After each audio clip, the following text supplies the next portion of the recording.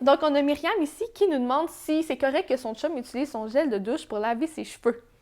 La réponse est non. Je vous explique pourquoi. Encore là, ça dépend vraiment du gel de douche qu'il utilise. C'est très rare qu'un gars va choisir un gel de douche sans parabènes, sans silicone non soluble à l'eau. Ce qui est important de savoir, c'est que notre cuir chevelu, notre bulbe capillaire, il a besoin de respirer. Pourquoi tous les savons commerciaux ou plus de pharmacie qu'on va dire sont pas bons, c'est qu'il y a des silicones qui sont non solubles. OK. Non soluble, ça veut dire que quand tu remets de l'eau, il se dissout pas. Donc, il reste toujours. Donc, on se met des couches et des couches de silicone sur le cuir chevelu. Souvent, c'est là qu'on va voir des chutes de cheveux plus rapides. OK. Donc, les gars qui font du sport, qui ont comme un shampoing 3 en 1 dans leur douche avec plein de silicone, le port de votre peau respire pas autant que votre cuir chevelu. Donc, je dirais que non. C'est souvent là, encore une fois, qu'on voit un grand problème de pellicule ou qu'on n'est jamais capable d'enlever la pâte.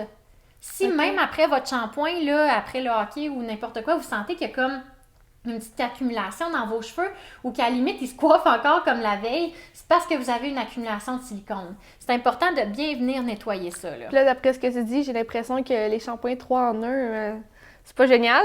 Bien, ça dépend. Chez Redken, il y en a un 3 en 1 qui existe depuis toujours. Ouais. L'important, c'est les ingrédients. OK. Tu sais, qu'ils fassent 3, 4, 5 choses, c'est pas grave. Tant que les silicones, ils sont solubles à l'eau, puis que lorsque tu rinces ton produit, il n'y a pas d'accumulation sur ton cuir chevelu. C'est pareil pour la peau, hein, aussi. Là, on parle de cuir chevelu, mais c'est exactement la même chose pour votre peau. Puis, mettons là, que les gens qui nous écoutent, ils savent comment, si leur shampoing, il y a du silicone dedans ou non.